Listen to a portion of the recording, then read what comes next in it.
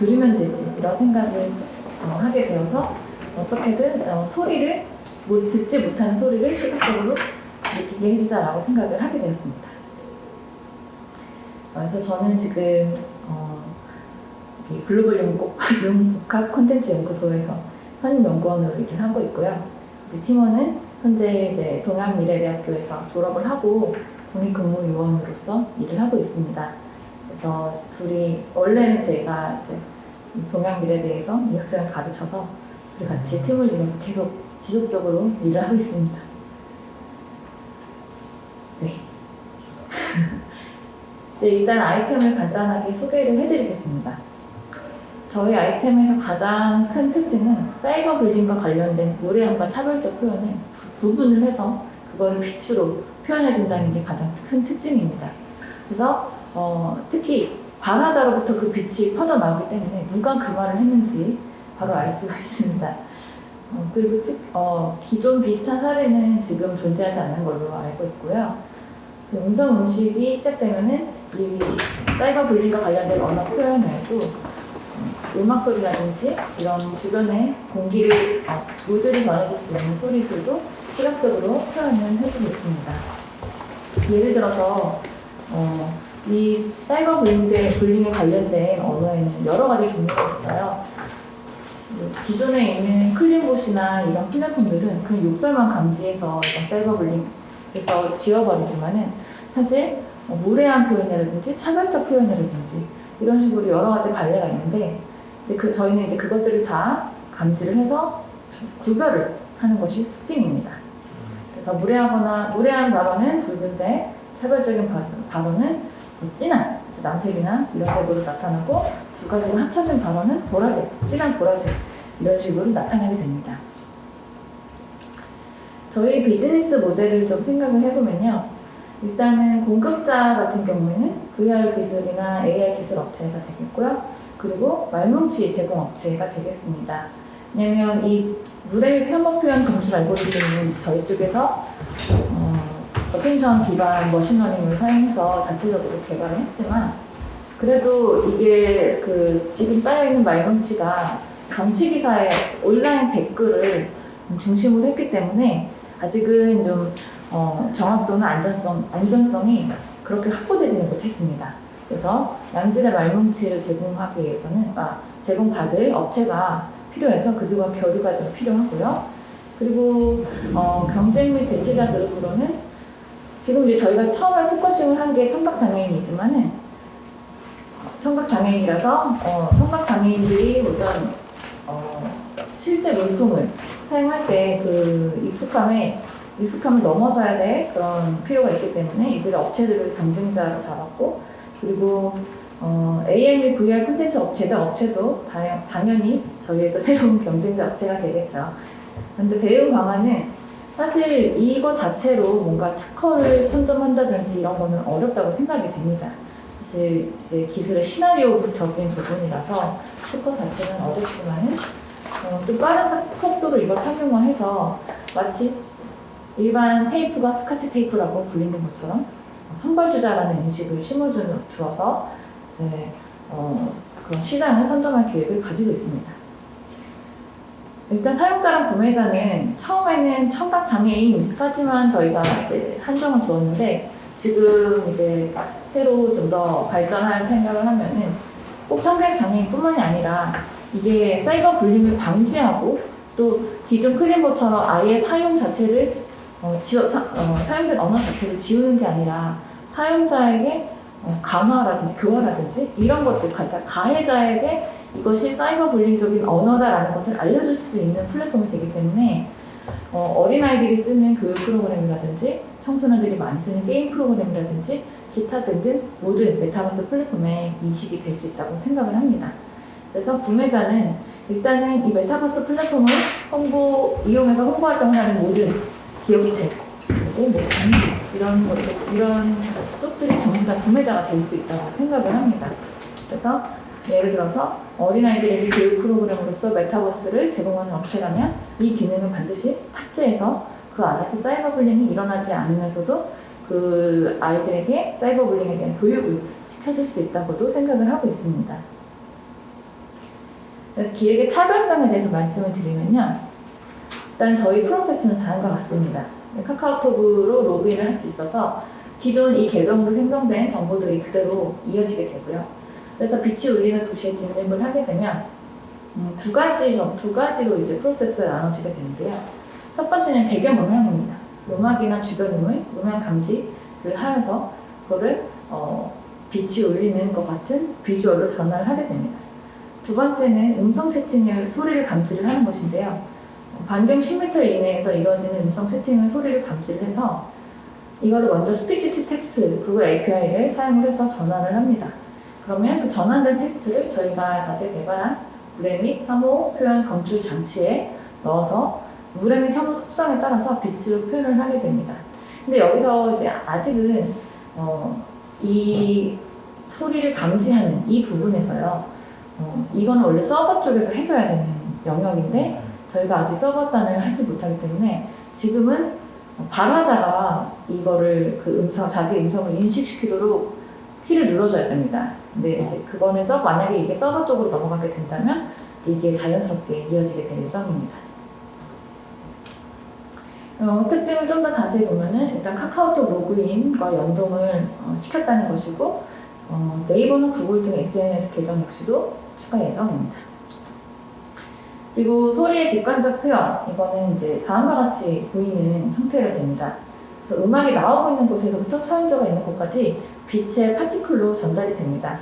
이거는 이제 예를 들어서 그 우울한 음악, 슬픈 음악이라 하면 좀 더 이렇게 차분한 빛으로 나오거나 경쾌한 음악이라 하면 좀 이렇게 밝은 파스텔 톤으로 나오거나 이렇게 할 건데요. 아직은 저희가 사이버 불링에 관련된 표현의 구분에만 집중을 하고 있기 때문에 사실 음악 자체를 분석해주는 알고리즘은 아직은 개발식 전입니다. 그런데 추후에 그 부분은 탑재를 하고 지금은 그냥 음악에 대해서 몇 가지만 하드코딩을 하여서 특정 종류의 음악은 특정 색으로 나타내게만 해놨습니다. 근데 이렇게 했을 경우에 어떤 사람이 자기가 이제 사이버 공간에 진입했을 때 그 주변의 무드를 한 번에 디텍트 할 수 있거든요. 그렇게 되면 저쪽은 뭔가 좋지 않은 기색이 있는데 저쪽으로 가면 안 되겠다. 이런 식으로 상황 정보를 전달해 줄 수가 있습니다.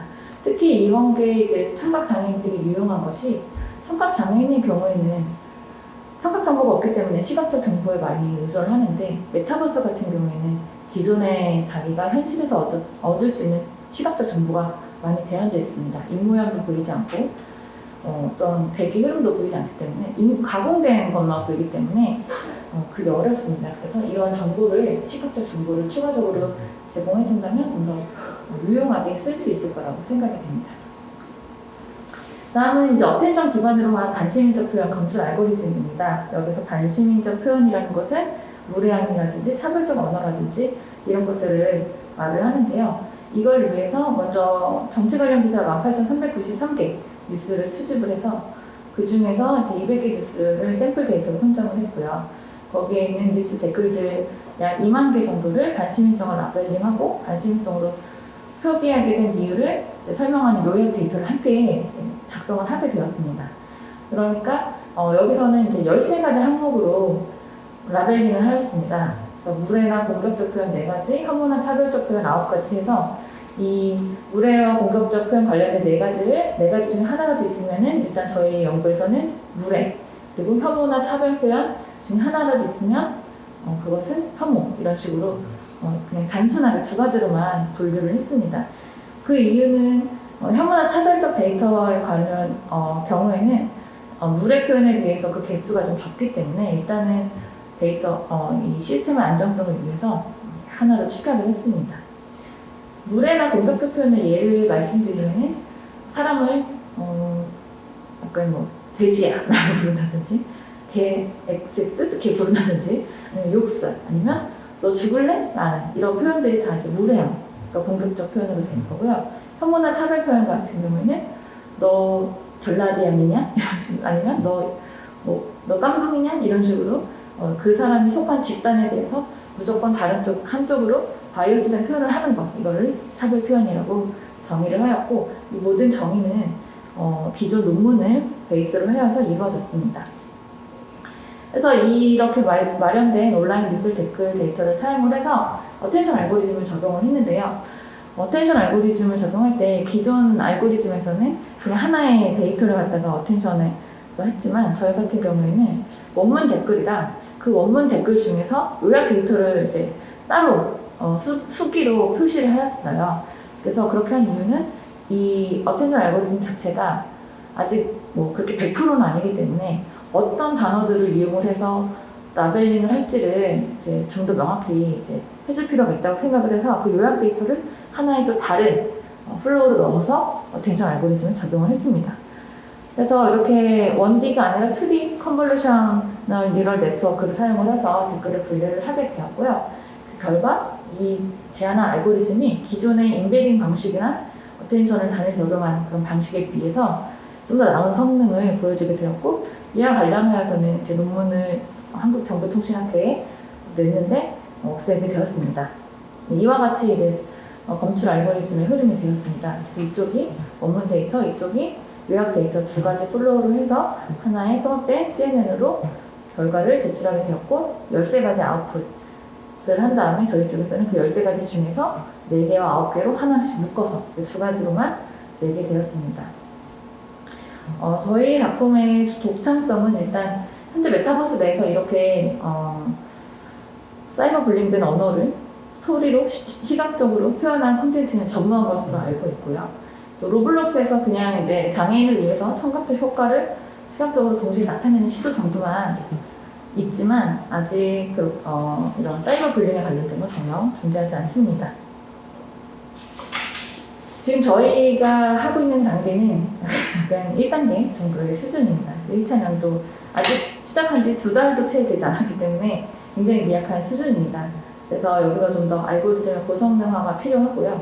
그리고 음악의 분석을 위해서 소리 주파수를 시각적 효과로 변환하는 알고리즘도 자체 개발할 예정입니다. 이후에는 물의 및 혐오 표현이 아니라 아까 말씀드렸던 13가지 관심 있는 언어 표현에 대해서도 검출할 수 있도록 알고리즘을 좀 개선을 해볼 예정이고요. 그걸 위해서는 좀 더 많은 말뭉치 데이터를 영입을 해서 알고리즘을 트레이닝 시킬 예정입니다.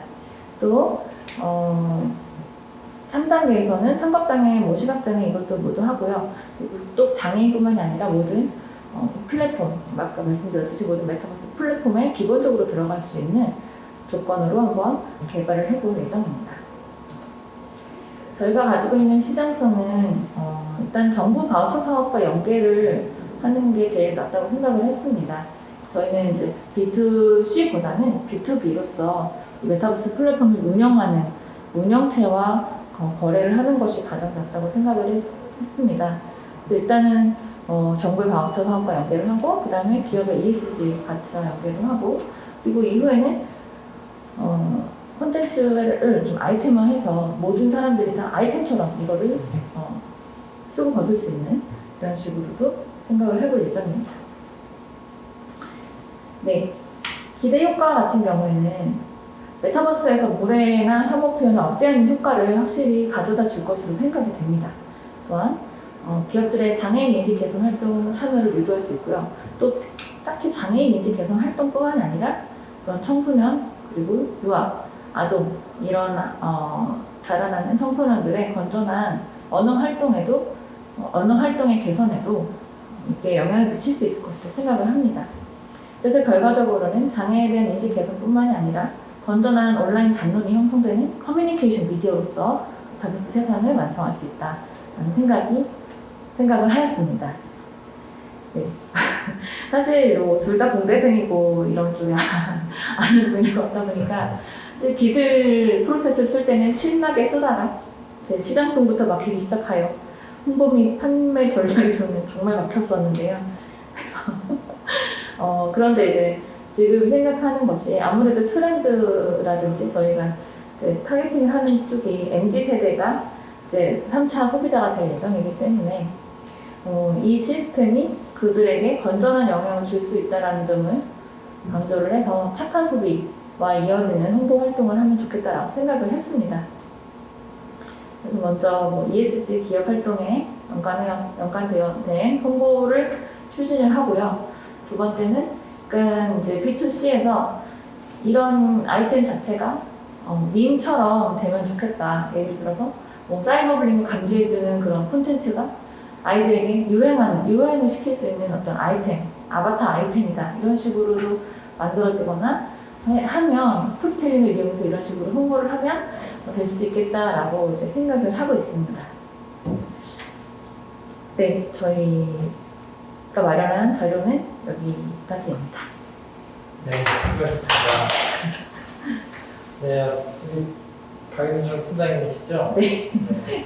저도 처음에 궁금했어요. 삶은 언어가 있을까? 네. 그래서 근데 이게 삶은 연어다 이런 뜻이네요. 네, 그렇죠? 맞아요. 네, 이게 삶어서 언어가 아니라 삶은 연어. 그래서 지울리는 도시라고 하는 주제로 이렇게 발표를 하셨는데 저는 이제 아마 매칭이 된 게 제가 이제 VR, AR 이런 쪽에 비즈니스를 하고 있으니까 이 아마 메타버스 관련된 콘텐츠랑 연관이 돼서 이렇게 아마 제가 매칭된 것 같아요. 저도 이걸 처음 보면서 이게 나랑 관련된 분야에서도 굉장히 반가웠고요. 그리고 또 마치 저희가 이제 국립특수교육원, 교육부의 국립특수교육원의 장애인 콘텐츠를 개발하고 있어요. 네, 그래서 저는 이걸 보면서 이게 우리랑 좀 이렇게 연관되어 있는 주제구나라고 했고, 그래서 그런 주제적인 공통적인 거는 좀 있긴 있었고, 실제로 이제 창업에 대한 부분이 이게 창업 아이디어이기 때문에 실제 심사위원들은 저 아이템이 실제로 사업화가 될 수 있느냐라는 것에 대한 이제 관심이 있을 거고요. 그리고 그것을 표현해주는 데이터나 자료들이 저기서 저걸 통해서 얼마의 매출을 발생시킬 수 있고 얼마의 수치적으로 뭔가 수익성이 날 수 있을까라는 것들이 또 비교를 될 수 있는 포인트인 것 같아요. 그러면 기술은 있는데 그러면 저걸 어떻게 마케팅하고 어떻게 홍보해서 사업화시킬 것이냐라는 거니까 이게 R&D 기술 개발 과제가 아니라 사업화에 대한 개념인 거잖아요. 그래서 이제 비즈니스 모델이라고 하는 개념에서 보면 우리가 기술 회사냐 아니면 서비스 회사냐라는 것을 또 명확하게 할 필요가 있을 것 같아요. 우리가 기술로 좀 오리엔티드 됐다 그러면 기술을 잘 개발해서 알고리즘이나 이런 것들을 솔루션 베이스로 만들어서 해당하는 아까처럼 타겟, 그 타겟을 좀 보여주시네요. 비즈니스 모델 타겟. 네.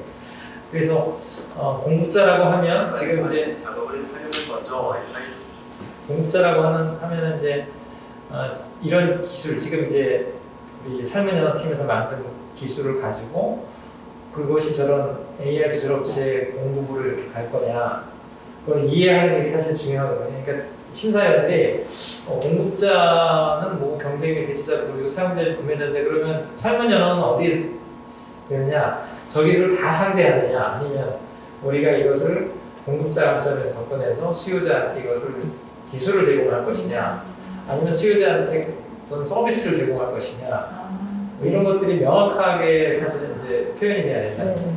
그러면 저기 삶은 영어 팀은 저런 콘텐츠를 제작을 하는 팀인가 아니면 기술을 제공하는 팀인가부터 명확해져야 될 것 같아요. 서비스를 제공해주는 서비스 사업자로 접근하게 되면 굉장히 많은 사실은 이제 노력과 마케팅과 여러 가지가 포함돼서 진짜 거의 그 직접적인 고객을 상대로 하는 사업을 하셔야 되는 거고 기술을 개발해 솔루션 개발하는 데다 그런 메타버스 컨텐츠를 만드는 회사에 아까처럼 그런 플랫폼에 저희 거를 좀 넣어서 조금 이렇게 활용할 수 있도록 하면 솔루션 회사가 되는 거죠. 네, 제 생각에는 그쪽이 더 저희가 생각하는 분야인 것 같아요. 맞는 거죠. 네.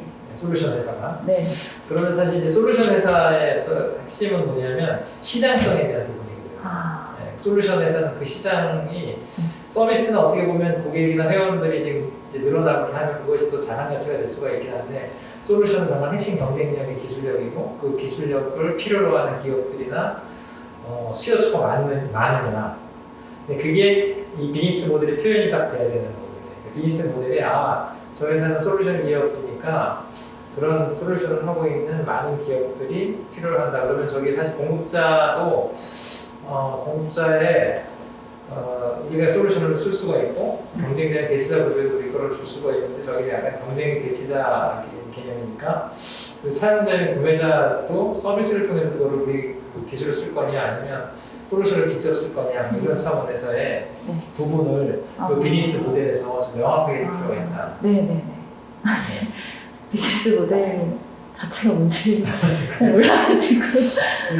제 생각에 그래서 그 솔루션 회사를 추구한다고 하면 그 우리 가지고 있는 핵심 차별성이나 네. 현장적인 기술력을 가지고 제공해 줄 수 있는 타겟이 네. 그러면 이런 이제 그런 컨텐츠 공급자라든가 네. 수요층도 어떤 컨텐츠 공급자를 통해서 갈 그렇죠. 거니까 네. 결국은 플랫폼에서 아니면 메타버스 컨텐츠를 제작하는 회사가 될 거거든요. 네. 그리고 그것을 저기다가 좀 명확하게 네. 표현해 줄 필요가 있어요. 그러면 네. 그런 업체들이 우리나라에 좀 리서치를 해보면 네. 얼마나 메타버스 관련된 컨텐츠가 있냐. 그러면 글로벌하게 봤을 때 저거 글로벌한 이제 독창성이 있다고 하면 전 세계 그뭐 로블록스라든가 여러 가지의 그런 그 메타버스 플랫폼을 운영하고 있는 뭐 샌드박스라든가 여러 가지 그 플랫폼에 우리가 이런 기술을 제공할 수 있는 쪽으로 시장을 좀 글로벌하게 넓히는 것도 중요하다. 그래서 그런 글로벌한 기업들을 좀 예시해주고 왜냐하면 메타버스 플랫폼 제공자가 누군지도 모르는 심사위원이 있을 거예요. 그러면 나는 메타버스도 잘 모르는데 저 비즈니스 모델이 이해가 안 가면 사실은 내가 잘 모르는 관심 분야에 뭔가 점수를 높게 주기는 힘들 수 있는 거예요. 만약에 제가 심사위원이면 저는 저것은 굉장히 괜찮았고 제가 다 이해가 되니까 저건 굉장히 좀 창의적이고 독창적이고 뭐 하겠다고 하는데 지금 우리가 핵심은 뭐냐면 우리 18일날 본선에 우리의 삶의 영어팀이 만들고자 하는, 제공하자 하는, 추구하고자 하는 방향이 아주 쉽게 심사위원들한테 접근이 돼야 돼요. 네네. 그러니까 이 빛이 울리는 도시의 개념은 딱 조금 이게 장애인들이 메타버스 내에서 어떤 아바타들이 말을 할 때 그게 혐오적인 글이면 약간 뭐 색깔로 이렇게 표현이 된다 이 정도는 아는데 그게 과연 시장성이 있느냐에 대한 그건 또 다른 문제인 거거든요. 네.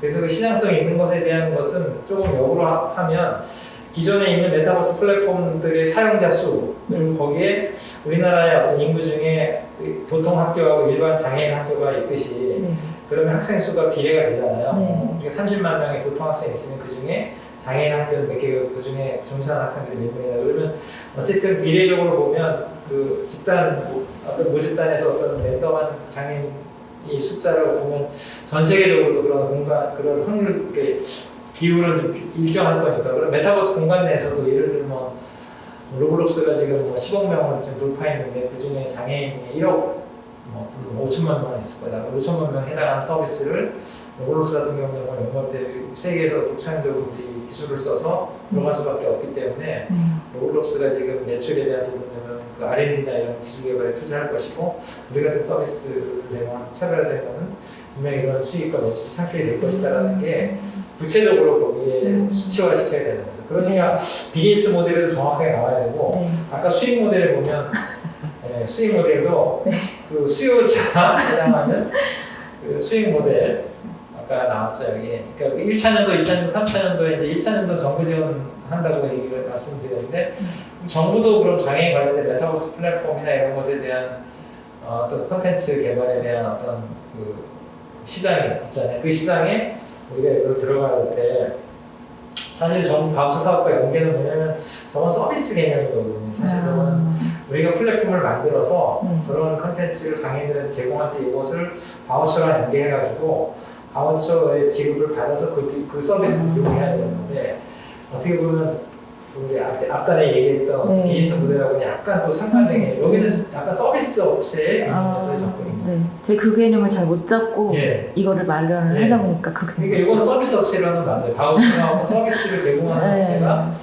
바우처랑 연계해서 이걸 인증을 받아가지고 고객들이 바우처 비용을 받아서 이걸 서비스 이용할 수 있게 하는 거니까 이거 어떻게 보면 B2C 개념이거든요. 그러니까 이게 조금 이제 좀 혼란스러운 상황이 되는 거죠. 그래서 아까 우리 팀장님이 정확하게 우리는 그냥 솔루션 기업입니다라고 하면 여기도 1차년도, 2차년도, 3차년도가 솔루션 베이스로 가고 약간 3차년도 정도 되면 우리가 이제 자체적인 콘텐츠나 플랫폼 만들어서 그때 이제 B2C 시장에 진출할 때 그때는 바우처에 대한 어떤 것도 연결시킬 수가 있는 거다 라는 조건이 필요한 것 같아요. 이해되시죠? 그래서 우선은 솔루션 기업으로서의 접근. 네. 그러면 우선 메타버스에 대한 시장 자체를 좀 보여줄 필요가 있어요. 심사위원들한테. 전 세계 메타버스가 이렇게 확산이 되고 있고 네. 시장이 이렇게 커지고 있고 사용하는 인구수가 이렇게 많은데 그 중에 이러한 장애인들도 엄청 많이 있다. 그러면 각 플랫폼들이 우리나라도 제페토라고 하는 플랫폼이 있고 네. 미국에서 로블록스도 있고 그다음에 이제 이프렌드라든가 여러 가지 어떤 그 커뮤니케이션하는 플랫폼, 메타버스 플랫폼이 다양하게 있어서 이 사용자 기업들이 이런 솔루션이나 서비스를 이용하게 될 것이고 찾을 것이다 라는 가정을 가설을 심사위원들한테 제공해주면 그렇지 이거 좀 필요하겠다. 네. 우리 솔루션을 살 수밖에 없다. 네. 라는 관점에서 사업성도 접근을 해야 되는 것 같아요. 그래야 우리 솔루션이 꼭 중요한 솔루션이고 필요한 솔루션이다라고 하는 거지. 저거 있으면 좋은데 없어도 그렇게 큰 문제가 안 된다 그러면 네. 아이디어는 좋지만 약간 사업성으로는 좀 연결이 안 될 수 있으니까 약간 저는 사업성을 불어넣는다고 하면 메타버스를 조금 이해시키는 장표를 하나 만들어. 우리나라 메타버스나 글로벌한 메타버스 시장이 됐고 이만큼의 인구가 지금 사용하고 있어서 그 중에 장애인들이 분명히 이걸 청각장애인들이 몇 번 차지하고 있어서 아마 많은 메타버스 플랫폼이 차별화를 가져갔을 때 우리 솔루션을 도입하게 되면 그래서 우리가 연간 사용료로 예를 들면 솔루션을 납품해가지고 라이센스 피를 받는다든가 API 형태로 제공해서 그것을 활용하는 것을 또 우리가 계속 매달 받는다든가 이런 쪽에 이제 구체적인 수익 모델을 제시해 주는 거죠. 그래서 우리가 수익이 연간 얼마 날 것이고 3년간 얼마 날 것이고 글로벌 때 얼마 날 것이다라는 것을 제시를 딱 해줘요. 그러면 심사위원들은 수치적으로 딱 나오면 저기 일단 매출이 좀 발생이 될 수 있을 건데 시장이 저렇게 크긴 하구나. 나는 이해부터 출발하면서 저게 좀 차별화된 거네 라고 해서 포인트가 좁혀져도 좀 이해가 될 거긴 할 거거든요. 구글 API 참조를 해서 가격을 설정하면 괜찮겠네요. 구글 클라우드 API 같은. 네, 그렇죠. 네네. 이제 좀 명확하게 이게 개념이 섰어요. 네, 근데 사실 API는 모르는 분들도 있을 거예요. 네, 그럼 그러니까 이제 장 메타버스 시장이 있고 메타버스 플랫폼들이 있으니까 그 메타버스 플랫폼들을 좀 약간 소개시켜주고 거기에 그 인구, 그러니까 회원수 대비 이런 니즈가 분명히 있고 그리고 여기서 메타버스 내부의 문제점들이 약간 그냥 폭력적인 상황이라든가 사기성 문제 이런 것들을 진짜 청각장애인 같은 경우는 듣지 못하면 글씨만 보더라도 안 되니까 그걸 시각으로 딱 보면서 그런 이제 말이나 이런 것들의 어떤 개념을 좀 볼 수가 있으니까 그런 것들도 좀 표시해주면 되는 거고 말로 그렇게 했을 때 그래서 그런 이제 커뮤니케이션의 메타버스 내에서의 어떤 그 문제점들도 이런 서비스를 통해서 좀 개선이 되고 그리고 약간 아까 ESG 얘기가 잘하셨는데 이게 그런 메타버스 플랫폼 기업들도 ESG 경영의 어떤 측면에서 보면 약자에 대한 배려라든가 사회적인 공헌이라든가 이런 것들을 한다고 하면 이런 서비스나 콘텐츠들은 반드시 필요할 것이다. 그런 조건 중요한 것 같아요. 그래서 심사위원들이 어쨌든 저 서비스가 왜 메타버스에서 활용이 돼야 되는지 그래서 명확하게는 여기는 서비스 기업이 아니라 솔루션 기업이구나라고 생각을 하고 출발하면 그게 더 쉽게 여기까지 목표 시장까지 사실은 저기 보면 거꾸로 약간 해야 될 수도 있어요. 맞아요. 이제 좀 맥이 같아요. 얘기 잘 비슷해요. 그래서 기술적인 거나 이런 것들은 사실 어떻게 보면 저는 좀 이해하고 되게 좋다고 생각하는데 또 심사위원들은 아까 딱 보니까 무슨 문화재단 이사장님도 계시고 뭔가 창작 이런 것들 PD협회도 있으시고 그러니까 잘 모를 수 있어요. 메타버스 관련된 내용. 그래서 한 번은 그 심사위원 대상으로 시장을 이해해 줄 필요가 있고 저희가 사업계획서나 뭔가 사업계획서 발표할 때 보면 그 시장에 대한 것을 데이터나 그래프로 표시해 주는 게 심사위원들 입장에서는 아는 사람도 좋아하고 모르는 사람도 저렇게 시장이 넓구나라는 걸 이해시켜준 상태에서 우리 솔루션이 거기서 이만큼의 포지션으로 들어갈 수가 있다. 그래서 이런 시장이 커지고 있다라는 걸 보여주고 그리고 반드시 글로벌하게 나갈 수 있는 어떻게 돼야 투자자들이 관심을 갖거든요. 국내는 너무 시장이 좁으니까 국내는 제페토하고 프렌드가 게더타운도 있고 하니까 그리고 이제 국내에도 메타버스 플랫폼 만드는 몇몇 기업들이 있는데 그런 기업들도 좀 조사를 하면 우리나라도 메타버스 만드는 플랫폼 기업들이 있는데 여기 우리가 제공할 수 있다. 그래서 우리나라 국내 시장은 글로벌한 시장에 봤을 때 굉장히 작은 규모이긴 한데 여기서 우리가 하나씩 성공해서 글로벌하게 나가겠다 라는 것들이 이제 목표 시장에 들어가면 좋을 것 같고 궁극적으로는 서비스를 하셔야 돼요. 네, 마지막 3단계에서는 네, 서비스. 3단계에서 서비스를 네. 해서 실제로 우리가 이런 기술이 접목된 콘텐츠로 차별화된 플랫폼이 나오면 장애인들 같은 경우는 다 그걸 들어갈 수가 있겠죠. 네. 그렇게. 왜냐면 그것도 특수 시장이고. 네. 그래서 우리나라의 어떤 그 시장이나 어떤 기업의 흐름으로 봤을 때는 투자는 명확하게 수치적으로 나타나야 된다. 아, 그리고 그 솔루션이나 사실은 솔루션 기업들이 뭔가 자꾸 나갈 수 있는 건 B2C 시장에 결과적으로 진출을 하는 거고 그러려면 서비스가 기반이 되는 네. 거예요. 그래서 그 전에 1차년도 2차년도를 생존하려면 R&D 이제 자금 받아가지고 콘텐츠 만들거나 서비스 만들 수 있는 게 있으니까 왜냐면 핵심 기술을 갖고 있으니까 네. 그러니까 지금은 그런 핵심 기술을 잘 만든 알고리즘 이런 것들을 좀 고도화시키고 그 고도화시킨 작업 내용들을 가지고 정부랑 R&D를 연계해가지고 플랫폼을 만든다 뭐 이런 것들이 사실은 좀 거기 좀 표현되면 좋을 것 같다는 생각이 들어요. 네. 알겠습니다. 좀 도움이 되셨나요? 네, 그 고객층을 지금 이제 장애인 말고 어린아이들, 청소년 그렇죠. 다 확대를 합격. 하려고. 왜냐면 저희도 메타버스 콘텐츠를 만들고 이제 VR 쪽 콘텐츠를 만드는데 메타버스 쪽에서는 특히 이제 아이들 대상으로 하는 어떤 이제 그 플랫폼이고 교육용 플랫폼이다 보니까 그런 언어적인 표현이나 이런 것도 굉장히 중요하고 특히 이제 장애아 대상으로 하는 우리 VR 콘텐츠 만들고 있는 장애를 위한 특별한 뭔가가 서비스가 들어가게 해야 되거든요. 그럴 때 사실은 그게 메타버스가 아닌 일들이 그냥 APK 형태의 그냥 VR 콘텐츠에도 그런 이제 알고리즘이나 기능들이 들어가는 것들이 좀 같이 연계해서 들어가면 좋은 거죠. 그래서 사실 어떻게 보면 시장성은 조금 더 네. 넓어질 수 있어요. 네. 장애인뿐만 아니라도 네. 일반인 대상으로 하는 부분이 있긴 네. 하니까. 그래서 그런 것이 뭐 핵심 기술만 있으면 변형은 아까처럼 뭐 시각장애인도 있지만 청각장애인도 많이 얘기하시고 그런 것들이 전부 다 이제 변형을 하면서 그런 그 대상이 좀 넓혀지는 거니까 네. 그런 것들이 구현이 좀 잘 된다는 쪽으로 방향을 잡으시면 될 것 같다는 생각이 들고요. 수치화가 필요하다. 네. 네. 그리고 VR 메타버스에 대한 시장을 좀 보여줄 필요는 있다. 네. 다시 앞쪽으로 넘어가죠. 예, 이 다음 글이죠. 이런 거 다음 장. 다음.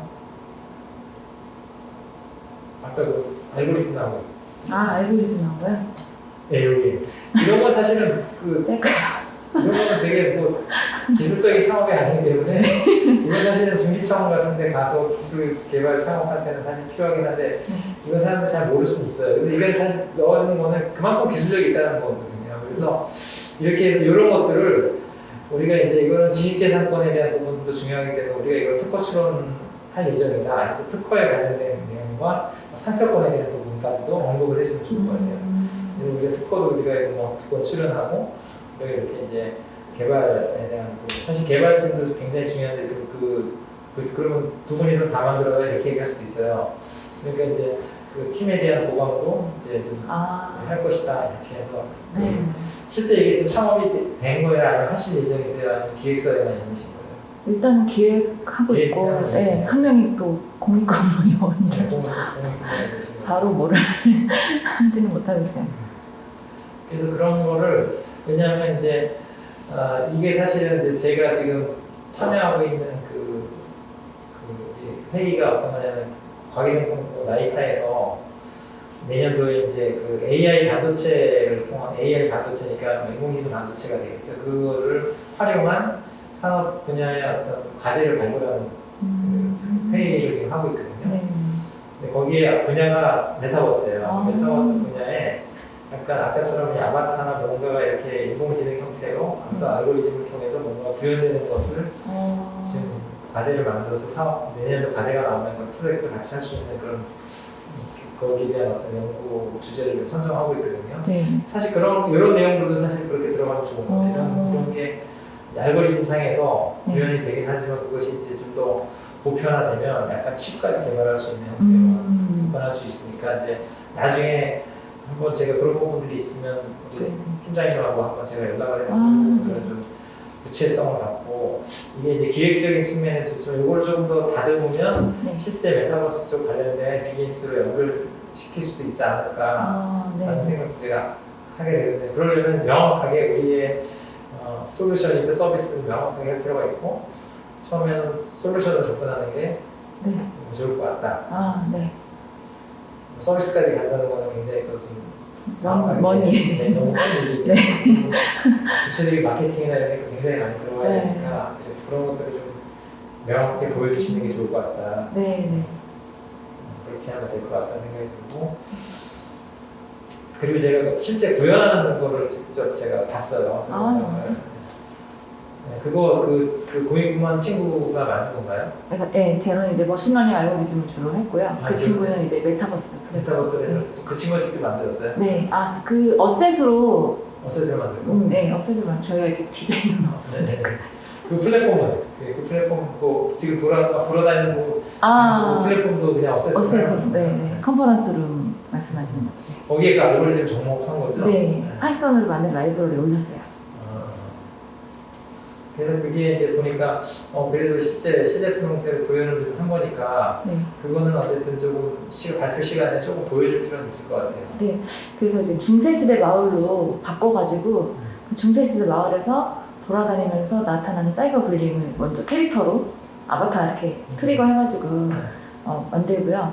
그 다음에 그때 느껴지는 거를 직접 다 이제 보는 사람들이 체험을 하게 하고 그럴 때 우리 알고리즘이 이렇게 짜잔 하고 왜 빛이 쫙 오면은 그렇죠. 그런 건 다, 그러니까 제가 그 동영상 보면서 이렇게 실제 시제품 형태로 구현했구나라고 하는 거는 좀 더 어필할 수 있는 요소가 되니까 네, 거기에 이제 소리나 이런 것들까지 네, 그리고 뭐 말 같은 것들이 이렇게 들어가 있고 네. 이렇게 하잖아. 그러니까 그런 것들이 실제로 말이 됐을 때 보여지게 하는 어떤 것들이나 네. 음악 나왔을 때도 이렇게 좀 보여지게 하는 그런 것들이 약간 한 1, 2분 정도 좀 시간이 될 수 있도록 아, 네. 이렇게 또 발표 장면에다가 넣어주시면 좋을 것 같고 네. 그러려면 그런 시장이 있다는 건 거기는 사실 아까 카카오톡으로 로그인해서 하는 게 약간 중세마을처럼 나오는데 네, 실제 내가 본 동영상은 약간 현대니까 네. 본 그렇게 싱크를 맞출 수 네. 있을 것 같아요. 그래서 그 중세 쪽으로 다시 한다 그러면 조금 네, 원래 중세를 그때 얹으려고 했는데 그 중세 어셋이 너무 무거워가지고 그렇지.